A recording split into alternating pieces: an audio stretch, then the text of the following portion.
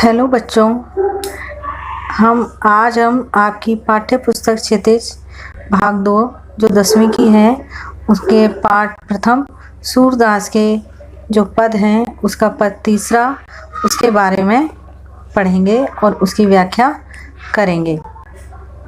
तो आइए करते हैं। तीसरा पद।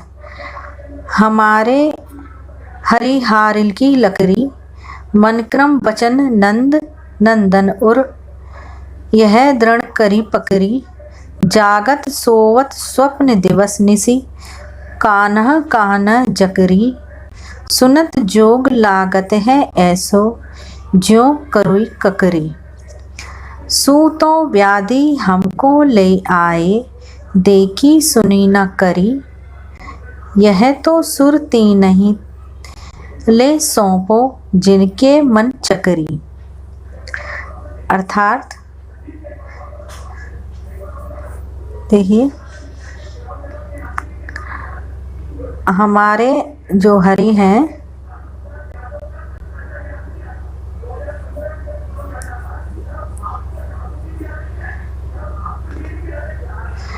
हमारे हरिहारिल की लकड़ी, हमारे हरि अर्थात हमारे हरि का मतलब ईश्वर से, हारिल का मतलब एक हारिल नाम का एक पक्षी होता है। हारिल नाम का एक पक्षी होता है जो अपने जो पंजे होते हैं उनमें सदैव एक लकड़ी का मतलब यहाँ लकड़ी से लकड़ी को दबाए रहता है।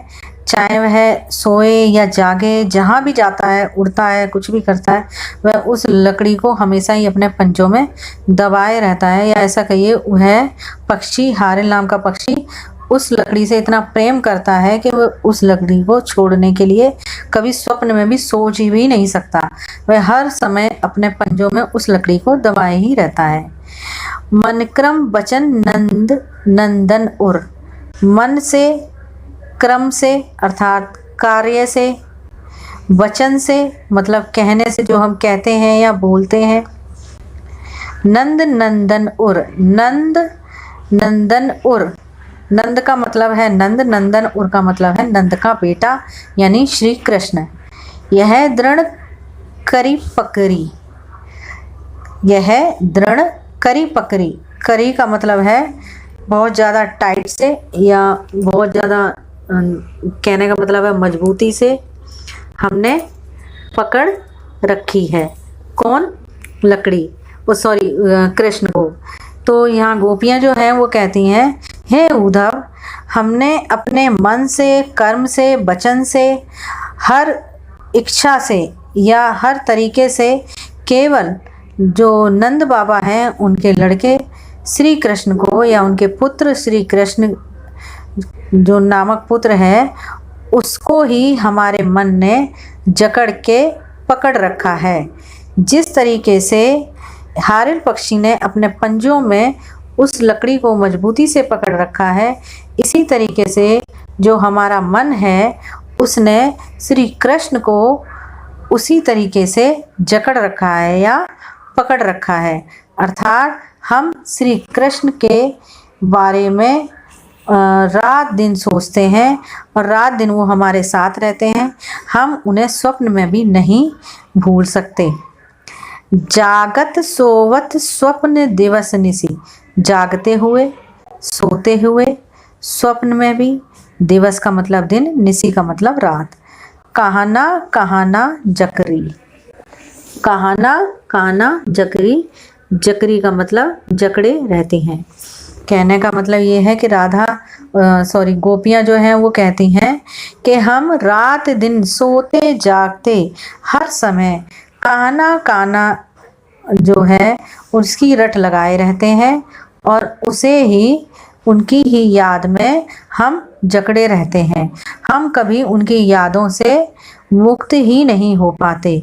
सुनत जोग लागत है ऐसो, सुनत जोग लागत है ऐसो, ज्यों करुई ककरी। गोपियाँ कहती हैं कि यदि जग में कोई हमें यह कहता है कि कृष्ण के बारे में कुछ भी कहता है तो हमें वो बातें बहुत बुरी लगती हैं। ऐसा लगता है जैसे कि कड़वी ककड़ी, अर्थात हम श्री कृष्ण के बारे में एक बात भी नहीं सुन सकते। क्यों नहीं सुन सकते? अगर कोई हमसे यह कहे कि आप श्री कृष्ण को भूल जाओ।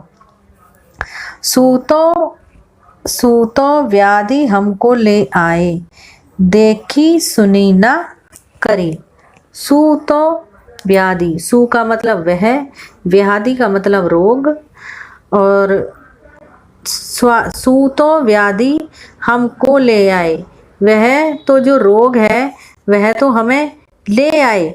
देखी सुनी ना करी, लेकिन ना ही हमें देखा और ना ही हमारे बारे में किसी ने सुना, बल्कि उन्हें प्रेम का रोग लगा के चले गए। कौन? श्री कृष्ण। श्री कृष्ण ने हमारी पलट के कभी सुध भी नहीं ली, हमारे बारे में कभी ये भी नहीं सोचा कि हम उनके बिना कैसे रह रहे होंगे और उन्हें कितना याद कर रहे होंगे, हमारी क्या हालत हो गई है उन्हें याद कर करके। श्री कृष्ण ने कभी भी हमारी सुध नहीं ली, कभी हमारे में सोचा नहीं और ना ही हमें पलट के देखा और हमें प्रेम का रोग लगा करके चले गए हैं।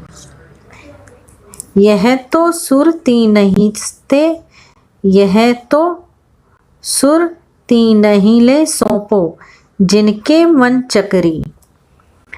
यह तो सुर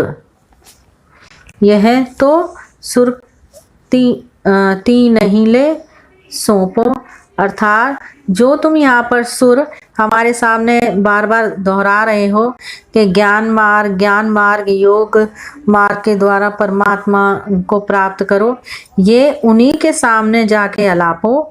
मतलब उन्हीं को ये अपना ज्ञान मार्ग का जो संदेश है उन्हीं को जाकर दो, जिनके मन चक्री, जिनके मन में अशांति है या जिनका मन एक जगह नहीं टिका हुआ है और वो चारों तरफ इधर उधर की सोचते रहते हैं हमेशा। हम पर तो श्री कृष्ण का जो प्रेम है वही इतना भारी है कि हम उनको भूल ही नहीं पाते हैं। हम हैं हम तो केवल उन्हीं के ही लिए रात दिन सोचते रहते हैं। हमारा मन तो केवल एक ही जगह लगा हुआ है, वो है श्री कृष्ण, और उसके अलावा हमारा मन और कुछ भी नहीं सोचता है। अब बच्चों ये देखो, इसमें जो श्री कृष्ण हैं उन्होंने जो उद्धव को, इस जो पद है उसमें तात्पर्य यह है कि जो उद्धव हैं वो ज्ञान मार्गी हैं और योग मार्गी हैं और निर्गुण ब्रह्म जो का संदेश है वो देने जाते हैं। गोपियों के देने क्यों जाते हैं? जो श्री कृष्ण है वो उद्धव को भेजते हैं जानबूझकर, क्योंकि जो उद्धव हैं उन्हें अपने ऊपर बहुत इस चीज़ का घमंड होता है कि वो बहुत निर्गुण जो ब्रह्म के योग का जो ज्ञान है उन्हें काफ़ी अच्छा है। इसलिए जो श्री कृष्ण है उनका घमंड निकालने के लिए उनको गोपियों के पास भेजते हैं, क्योंकि जो गोपियां हैं वो सगुण भक्ति की जो है वो है प्रचारक और वो सगुण भक्तिवाद में विश्वास रखती हैं, वो प्रेम भक्ति में विश्वास रखती हैं।